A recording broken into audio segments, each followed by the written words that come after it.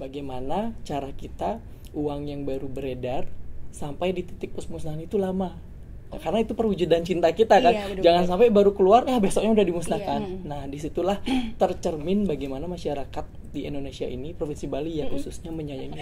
Jadi saya kalau kepada murid saya katakan di sini ada garis miring kembar ya. Jadi ada dua-dua begitu. Jadi ini kalau diraba itu akhirnya anak tunanetra tahu, oh ini nilai uangnya sekian. Jadi karena kita mengenal 7, saya jelaskan kepada anak, karena kita uang kertasnya ada 7 jenis ya, 1, 2, 3, 4, 5, 6, 7. Garisnya itu akan mulai dari nilai yang paling besar. Nilai paling besar itu adalah 1, kemudian lebih kecil lagi 2, lebih kecil lagi 3, 4, 5, 6, sampai yang 1000 itu jadi 7. Halo Sobat Rupiah, bagaimana kabarnya Anda di rumah? Semoga dalam keadaan sehat selalu dan siap untuk mengikuti podcast hari ini. Selamat datang dalam podcast Ngopi Beli, ngobrol pintar bareng Bank Indonesia Provinsi Bali. Dan bersama saya, Niko Mangsita Widiasari, dari Teruna-Teruni Kota Denpasar, dan juga sebagai Duta Cinta, Bangga, Paham Rupiah, Bank Indonesia Provinsi Bali tahun 2024. Dan di bulan April ini, dengan tema emansipasi wanita yang tentunya kita akan memperingati Hari Kartini di tanggal 21 April nanti. Tentunya kita akan mengundang narasumber yang sangat luar biasa untuk berbagi dengan kita hari ini. Dan juga kita akan mendapatkan pengetahuan mengenai cinta rupiah, yang dimana ada pesan sayangi rupiah. Langsung saja Sobat Rupiah, kita akan mengundang narasumber kita. Di sebelah kiri saya, pojok kiri saya ada Kak Teddy. Halo Kak Teddy. Halo Gesita. Gesita ya. Gesita. Apa kabarnya Kak Teddy? Astungkara sehat. Sudah siap untuk berbagi tentang pihak BI sudah biasa ya untuk kalau offline udah biasa kali offline, ya. Nah ini podcast pertama kali, ini podcast perdana saya nih. Iya bener banget. Jadi selain Kak Teddy, kita juga ada narasumber kedua, Om Swastiastu Ibu. Ibu Kade ya. Apa kabarnya Ibu? Baik. Baik sekali. Udah siap Ibu untuk men-sharing tentang tema yang sangat luar biasa ini. Dan tentunya kita di sini mengundang Ibu Kade tidak sembarangan ya teman-teman, karena banyak banget prestasi-prestasi ataupun hal-hal yang membuat hati kita terenyuh untuk mendengarkannya. Mungkin Ibu Kade bisa berbagi mengenai prestasi ataupun apa sih hal yang membuat kita ini mengundang Ibu Kade. Silahkan Ibu. Terlalu banyak berlebihan ya kalau disebut sebagai guru yang banyak prestasi. Kalau di sini berlebihan nggak apa-apa Bu. Kalau berprestasi sombong nggak apa-apa. Ini kita berprestasi. Kalau nggak ada prestasi tapi sombong ya itu. Itu yang masalah. Nggak apa-apa Bu, disampaikan buat motivasi teman-teman nih Bu. Ya setelah saya menggeluti dunia sekolah luar biasa dengan anak-anak berkebutuhan khusus, memang saya beberapa kali mendapat penghargaan dari pihak Kementerian Pendidikan, yaitu sebagai guru kreatif. Dan di situ saya dibawa ke beberapa negara di Eropa untuk mengadakan studi banding bagaimana anak-anak berkebutuhan khusus dilayani di negara tersebut. Kemudian sebagai guru kreatif, dan akhirnya saya juga diterbangkan ke Jepang. Di sana juga melihat bagaimana sih anak-anak bisa dilayani secara maksimal sehingga mereka bisa hidup secara mandiri. Dan terakhir saya di tahun 2020 ini sebagai guru inspiratif. Waduh, banyak sekali ya teman-teman prestasinya. Dari tidak cukup itu loh Gesita. Kenapa Kak? Ibunya juga terpilih sebagai salah satu guru penggerak ya Bu ya.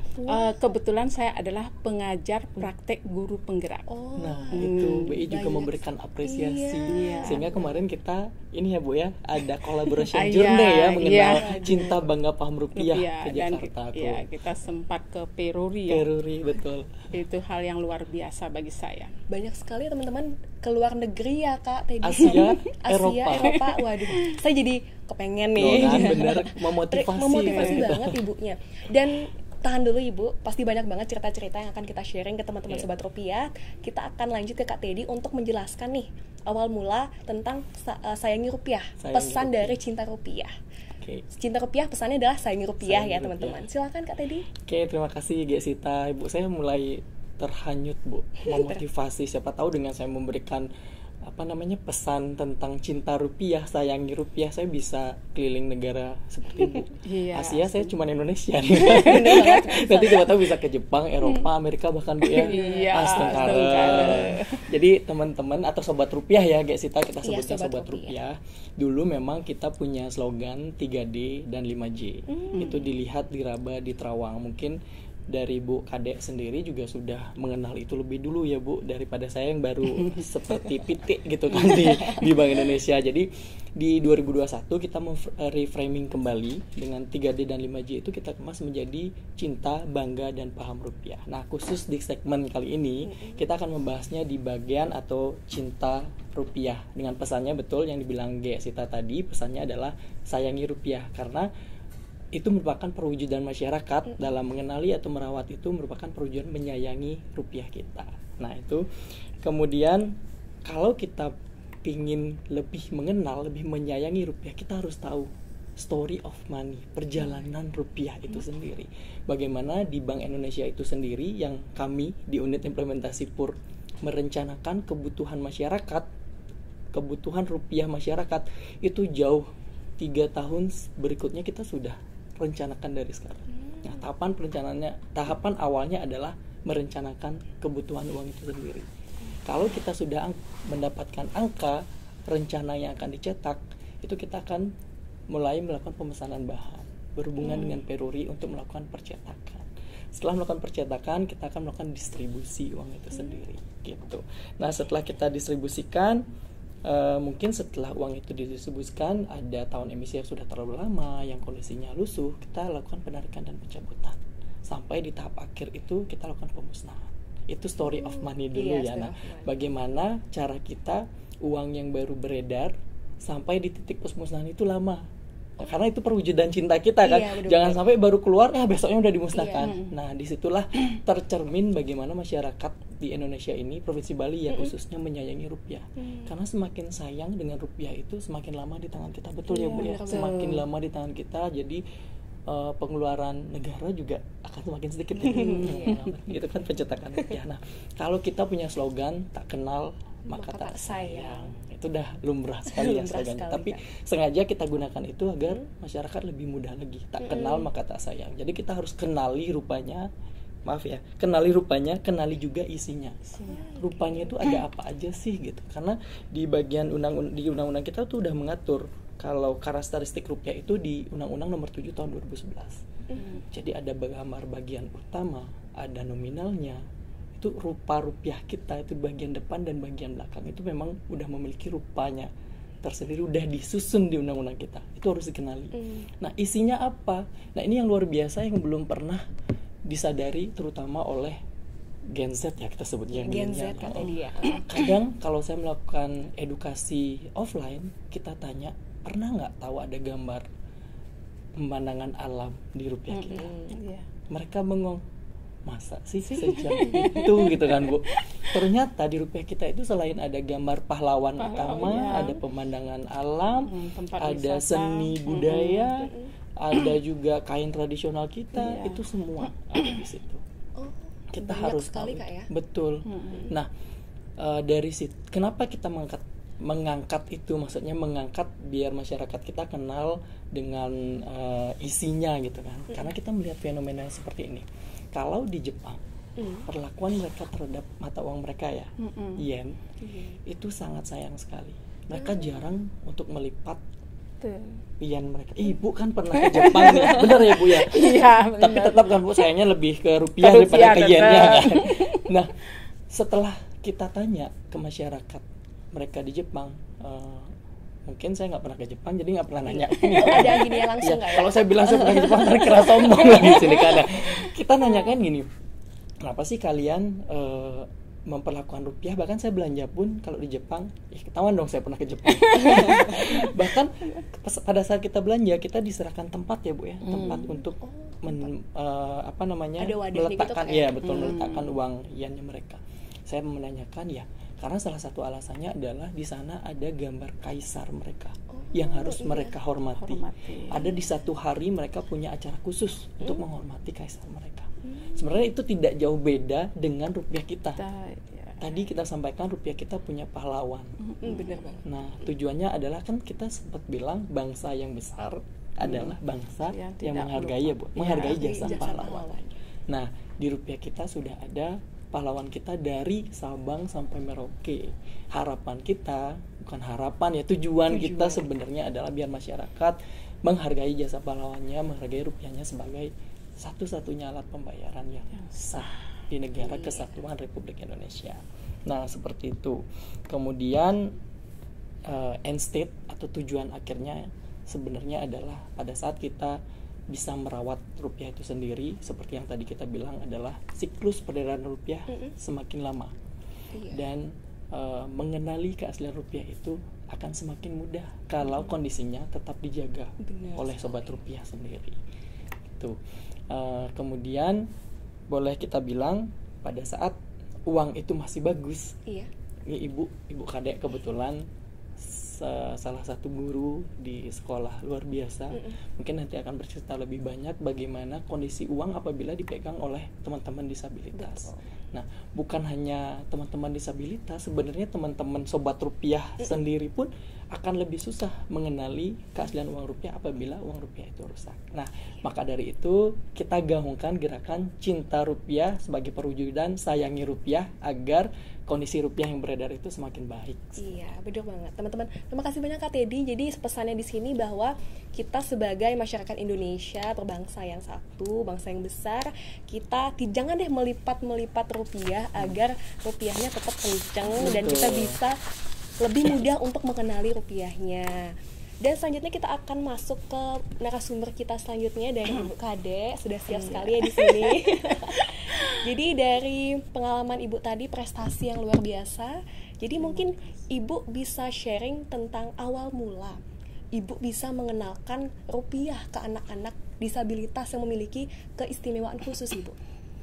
Ya, kalau di sekolah luar biasa, jauh sebelum paham cinta, bangga dan paham rupiah ini menggaung seperti sekarang. Dan sebelum kerjasama dengan guru ya. Kerjasama ya.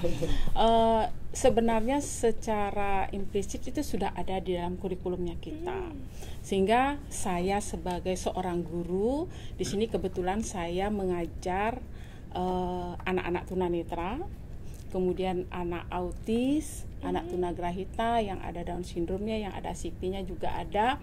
Di situ mereka sudah tercantum dalam kurikulum apa yang harus kita tanamkan kepada anak-anak kita, terutama mengenai cinta rupiah ini. Jadi pengenalan bagaimana anak mengenal nilai-nilai rupiah yang ada supaya mereka nanti bisa menggunakan atau mengimplementasikan dalam kehidupannya nanti. Jadi seperti itu, walaupun tingkat kesulitan antara anak yang memiliki hambatan intelektual dan tanpa hambatan intelektual itu berbeda. Oh, mungkin dari tadi Ibu menjelaskan banyak sekali mungkin kekurangan yang dimiliki oleh anak-anak istimewa kita. Mungkin banyak sekali hambatan-hambatan ataupun hal-hal yang mengesankan yang Ibu dapatkan selama mengajarkan anak-anak itu. Tadi kita dengar ada yang namanya tunanetra, grahita Ibu ya. Mungkin kesulitan satu persatu dari tunanetra cara mengajarkan gitu Ibu kan beda ya. Benar sekali. Iya.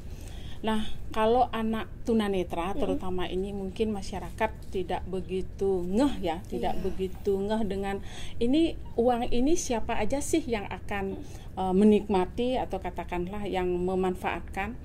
Itu uang itu kan dimanfaatkan juga oleh mereka yang memiliki hambatan.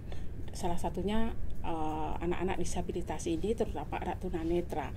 Dia tidak bisa melihat itu uang berapa, angka berapa, dia tidak ada. Apalagi mereka kan menggunakan braille di dalam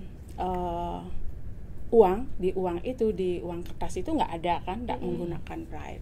Jadi di situ sudah ada tanda yang diberikan oleh Bank Indonesia sebagai tanda mengenal nilai-nilai mata uang tersebut. Nah, seperti yang saya bawa di sini, Nah, garis-garis ini kan sangat-sangat dibutuhkan oleh para tunanetra. Kita sebutnya blind code, Bu. Apa namanya? Blind code. Blind code. Susah iya. ini mulutnya.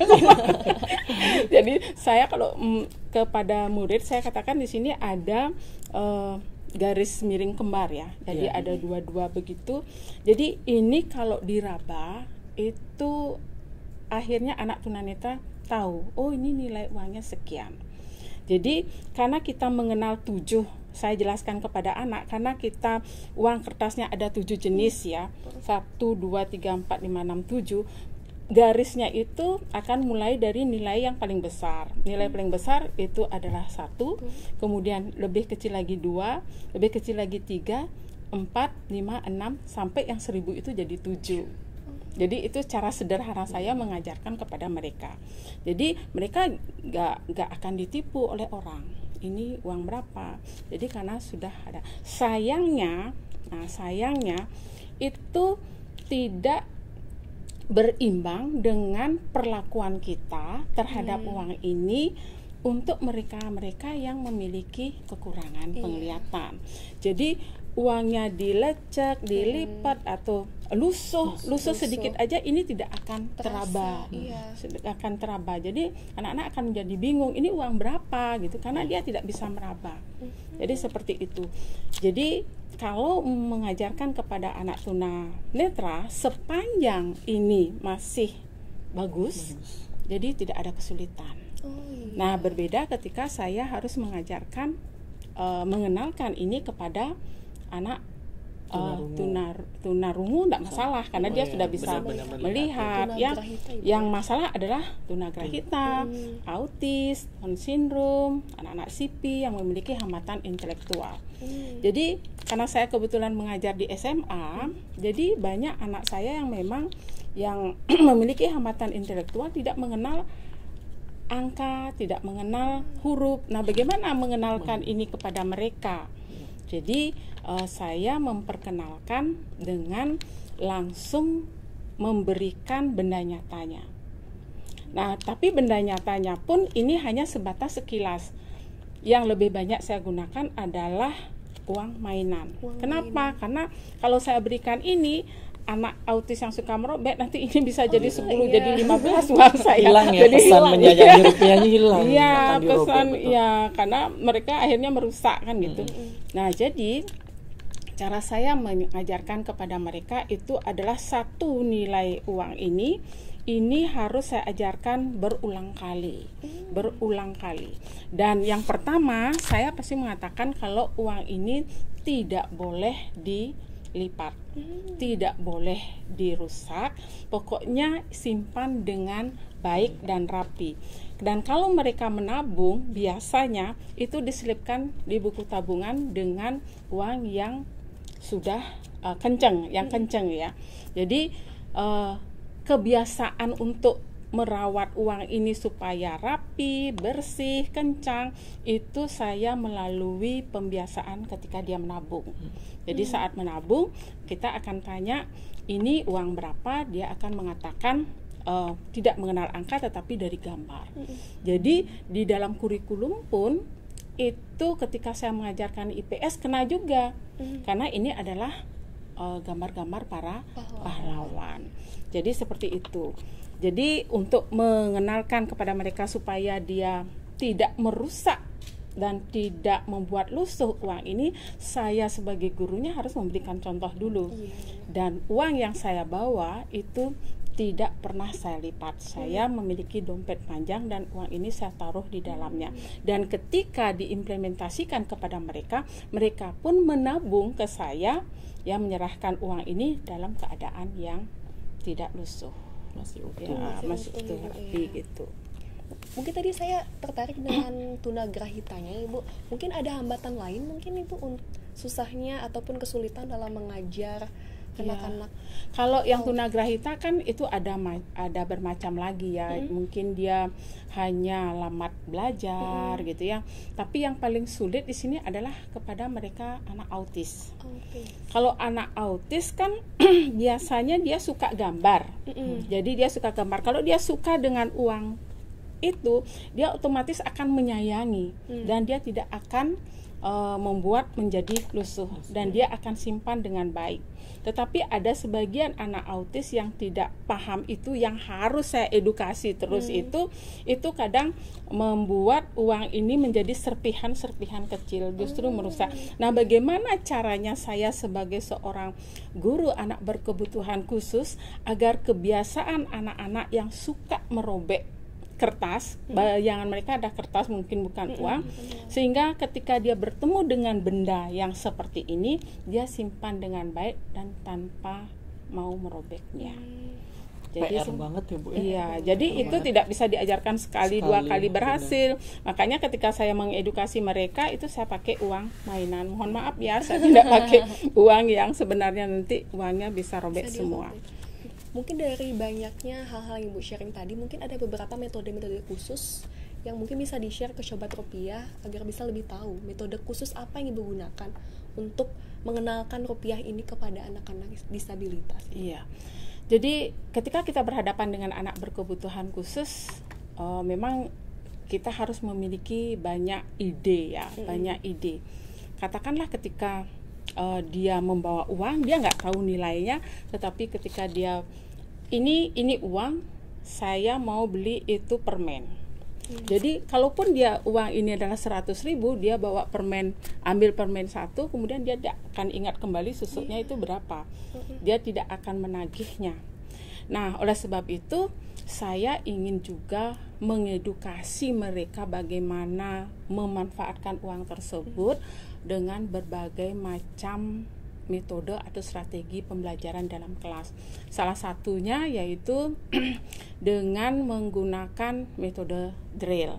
Jadi drill ini berulang kali, mungkin dalam 1 minggu hampir setiap hari, dan saya ajarkan kepada mereka, kemudian disambungkan kembali ke orang tua. Jadi saya tidak bisa mengajarkan kepada anak, ini loh uang, ini harus disimpan rapi, tidak boleh dirobek, tidak boleh dicoret. Nah, coret mencoret ini sering mereka lakukan, terutama ya. Jadi tidak boleh dicoret. Kemudian setelah saya kasih tahu seperti itu, saya harus menyambungkan kepada orang tua agar orang tuanya di rumah ketika memberikan uang kepada anaknya untuk ditabung ke saya, jadi uangnya juga tidak dicoret-coret. Jadi pembelajaran tidak hanya terbatas kepada gurunya, tetapi kepada orang tua di rumah. Ketika itu nyambung, maka tujuan kita untuk mengedukasi anak-anak berkebutuhan khusus, terutama yang memiliki hambatan intelektual, itu bisa lebih cepat tercapai. Nah, di samping itu saya juga menggunakan model pembelajaran modeling seperti yang saya katakan, saya yang harus jadi modelnya, saya yang harus menyimpan uang itu dengan baik. Jangan sampai Bu guru nih kok, Bu guru yang nyimpannya kayak gitu Jadi itu saya harus jadi modelnya. Dan yang terakhir yang sering saya lakukan adalah menggunakan bermain peran. Jadi bagaimana menjadi seorang penjual, pembeli, dengan juga, Bu, ya memanfaatkan uang ini sebagai, udah masuk ke paham rupiah sebenarnya.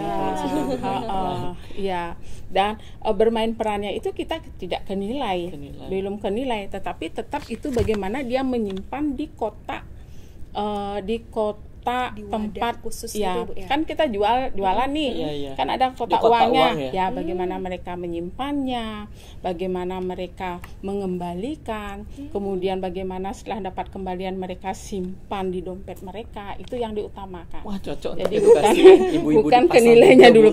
Iya. Nah, kenapa saya mengatakan tadi harus disambungkan, kan kebiasaan yang tidak bagus itu justru dalam hal uang ya, itu dicontohkan oleh orang tua, terutama ibu-ibu. Benar. Ya kan? Jadi karena ibu-ibu yang banyak berhubungan dengan uang itu, bendahara bendaharanya. Jadi saya berharap dengan mengedukasi anak secara tidak langsung, saya juga mengedukasi orang tuanya agar orang tuanya juga menyayangi rupiah tersebut gitu.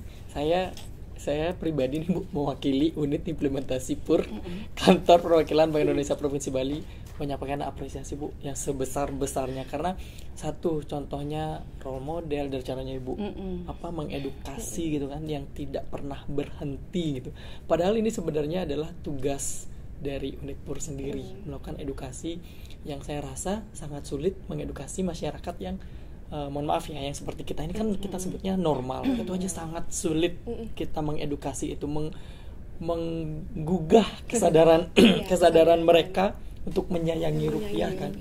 Ini Ibu Kadek berjuang bagaimana memberikan edukasi kepada anak-anak yang berkebutuhan khusus atau kita sebutnya disabilitas secara berulang-ulang gitu. Hampir setiap hari ya Bu ya diingatkan. Dan itu ada jenisnya juga kan, di mana tunanetra, tunarungu, autis, Down syndrome, itu benar-benar caranya Ibu ini luar biasa. Sangat diapresiasi banget. Ya karena kan selain dalam proses pembelajaran masuk ke dalam matematika atau IPS kan mereka wujud nyatanya mereka menabung setiap hari ke saya kan. Jadi langsung bersentuhan dengan uang. Ketika dia bersentuhan dengan uang, saat itulah saya bisa mengedukasi kembali, terus mengedukasi kembali untuk merawat rupiah yang mereka bawa itu dengan baik gitu, supaya tidak rusak, supaya tidak lusuh. Dan ada satu kejadian ketika temannya bawa uang sudah dilusuhkan, jadi itu uangnya jangan diterima ya, itu uangnya sudah lusuh, jelek, itu nggak keterima gitu. Jadi secara tidak langsung kan mereka artinya budaya untuk cinta rupiah tersebut sudah semakin hari mungkin semakin baik, sampai akhirnya dia bisa untuk memberitahu temannya bahwa itu uangnya lusuh, itu tidak boleh untuk ditabung, jangan. Itu levelnya udah bukan diri sendiri aja Bu, sudah mempengaruhi orang, kayaknya sudah berhasil sih. Jadi itu juga pesan untuk teman-teman Sobat Rupiah di rumah, jangan mau kalah, harus tetap sayangi rupiah, jangan pernah melipat rupiah, karena dengan tidak melipat rupiah kita juga menunjukkan bahwa kita cinta Indonesia, cinta rupiah. Dan juga Ibu tadi dengan edukasi dari orang tua Ibu ya, mungkin Ibu mengalami beberapa kesulitan karena mungkin dari orang tuanya sendiri kekeh nih, kenapa sih harus diluruskan, itu kan ribet bla bla bla. Mungkin dari Ibu sendiri punya kesulitan tersendiri dalam memberitahukan orang tua anak tersebut Ibu. Iya. Nah justru ketika kita berhadapan dengan orang dewasa itu lebih sulit daripada anak-anak ya. Strategi khusus yang saya lakukan kepada orang tua supaya mau bekerja sama bagaimana kita mencintai rupiah itu adalah dengan melakukan pendekatan. Selalu melakukan pendekatan kepada orang tua, melakukan komunikasi yang efektif, kemudian mencoba untuk mengedukasi secara pelan-pelan dengan memberi contoh saya dulu, kemudian anak murid, setelah itu orang tua pasti akan secara tidak langsung tanpa disadari teredukasi yang akhirnya bisa juga merawat rupiah itu dengan baik gitu. Terima kasih nih Bu Kadek, karena menurut hasil survei kita hanya 31% Bu ibu rumah tangga yang sadar merawat rupiah. Nah mungkin selebihnya kita minta bantuan Bu Kadek juga untuk menyadarkan. Kayak tadi pagi ini ceritanya ya, yang tadi pagi saya kan nerima tabungan itu uangnya sudah ini baru-baru lagi ya. Jadi ini kok rapi banget ya, kan Bu Guru Yudi yang suruh bahwa uang ini harus dirawat dengan baik. Itu yang kejadian tadi pagi. Dan buktinya masih ada, saya simpan. Iya, benar-benar sangat menginspirasi banget ibunya ya. Mungkin dari habis teman-teman Sobat Rupiah nonton video ini juga bisa tersebar ke teman-teman luas, sharing bahwa dengan hal kecil seperti itu kita juga bisa mengimplementasikan rasa cinta kita terhadap Indonesia. Berarti Ibu Kadek ini bisa dibilang orang yang sabar ya. Orang yang sabar banget untuk mengajarkan anak-anak. Modal dasar untuk sekolah luar biasa, sabar. Seperti inilah sabar dan sabar. Yang sekarang sabar memperjuangkan hak-hak wanita. Dan itu juga bisa dicontoh di teman-teman rupiah ya. Mungkin selain itu ada hal yang berkesan lagi nggak Ibu? Yang paling berkesan yang mungkin Ibu punya lainnya sebelum kita selesaikan ini Ibu? Oh gitu ya. Jadi untuk rupiah ini. Jadi ada anak murid saya yang memang suka gambar, terutama gambar wanita cantik. Nah, dengan dia melihat gambar di uang tersebut, di lembaran tersebut, dia otomatis merawat rupiah itu dengan baik. Jadi itu sih secara teori atau apa tuh nggak masuk sih sebenarnya, tapi saya lihat kok dia nyimpennya dengan rapi ya. Ternyata setelah saya tanya, ini Bu ada gambar wanita cantik, ini adalah pacar saya. Nah, karena dia menganggap itu adalah pacarnya, kekasihnya, berarti kan otomatis uang itu disayang. Jadi uang yang dia kumpulkan adalah satu jenis itu, karena uang itu gambar wanita itu kan ada di satu jenis nilai itu. Jadi itu yang dia banyak punya. Ketika kita kasih gambar laki-laki pasti dia nggak mau. Itu tantangannya Bu. Iya, yang tantangan untuk mengenalkan mata uang lainnya, karena yang dia suka kan yang wanita cantik itu aja gitu. Sangat luar biasa ya Ibu. Tadi banyak sekali hal yang sudah di-sharing tentang anak-anak disabilitas juga, bagaimana mereka bisa mengenal dan juga bisa memberitahukan orang lain agar tidak melipat rupiah. Dan juga sebelum kita ada beberapa lagi teman-teman atau sobat rupiah, sebelum kita tutup ya Sita untuk podcast kali ini. Jadi podcast kali ini saat menyentuh saya yang kebiasaan kebiasaan memberikan edukasi ke teman-teman yang seperti tadi saya bilang normal, tidak berkebutuhan khusus gitu kan. Itu sangat sulit gitu Bu. Bu Kadek, mungkin saya akan lebih banyak belajar dari Bu Kadek nanti bagaimana kesabaran seorang wanita, khususnya kita mengangkat ini di Hari Kartini. Saya cocok sih sudah mengundang Bu Kadek ke sini. Jadi harapan saya adalah lebih banyak Bu Kadek lain untuk membantu edukasi, baik untuk teman-teman disabilitas ataupun melalui podcast ini, teman-teman yang nonton podcast ini lebih cinta dengan menyayangi rupiah. Iya, itu pesan dari Kak Teddy tadi ya. Jadi untuk teman-teman di rumah juga, semoga banyak ibu-ibu kadek di luar sana untuk bisa menggaungkan cinta rupiah tadi. Dan juga harapannya Sita untuk teman-teman di rumah ataupun ibu kadek, semoga ibu kadeknya tetap mau untuk menjadi role model, tidak pernah bosan ya. Jadi pesannya Bu Kadek dulu dong, kan Bu Kadek pasti ada pesan gitu. Pesan saya dulu boleh. Sobat rupiah di rumah. Iya. Oke, pesan saya gini. Ketika kita sayang sama rupiah, berarti kita juga sayang dengan sesama kita. Sesama kita siapa? Salah satu ciptaan Tuhan itu adalah para disabilitas. Kita sayangi rupiah kita, berarti kita juga menyayangi para disabilitas, karena para disabilitas pun memerlukan membutuhkan pengenalan uang tersebut. Dengan kita sayang rupiah itu, dengan kita peduli ya Bu ya. Terutama jangan pernah untuk dibuat lusuh, lecek. Penyandang tunanetra tidak akan dapat untuk mengenal uang rupiah ini. Jadi kita harus cinta sayang dengan sesama kita melalui merawat rupiah. Waduh, bertepuk tangan dulu nggak sih Kak Teddy, teman-teman di rumah, sangat menyentuh sekali. Terenyuh sekali, nangis nih nanti. Nggak boleh. Jadi teman-teman di rumah jangan lupa untuk tetap menjaga rupiah, dan harapan tadi dilanjutkan bahwa semoga ibu tidak pernah bosan untuk menjadi seorang role model dan bisa membangkitkan aura-aura untuk bisa menjadi role model lainnya untuk anak-anak disabilitas maupun yang tidak. Dan juga teman-teman di rumah jangan lupa untuk tetap merawat rupiah, karena dengan kita menyayangi rupiah sama dengan kita menyayangi sesama. Benar sekali kan? Menyayangi sesama yang disabilitas ataupun tidak. Jadi mungkin ada pesan dan kesan terakhir lagi. Kita langsung yel-yel aja deh untuk menutup podcast Ngopi Beli.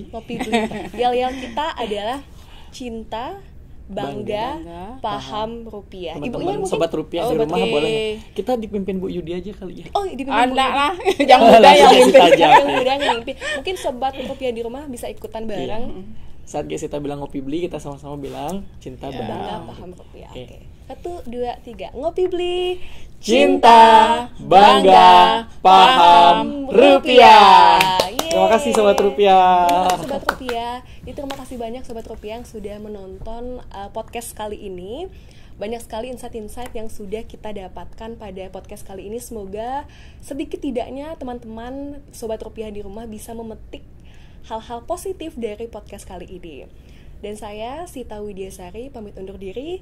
Dan jangan lupa untuk tetap menonton podcast-podcast Ngopi Bli lainnya, yang dimana banyak sekali tema-tema menarik setiap bulannya yang pastinya harus kalian tonton nantinya. Saya Sita Widyasari mengucapkan terima kasih dan sampai jumpa di podcast selanjutnya.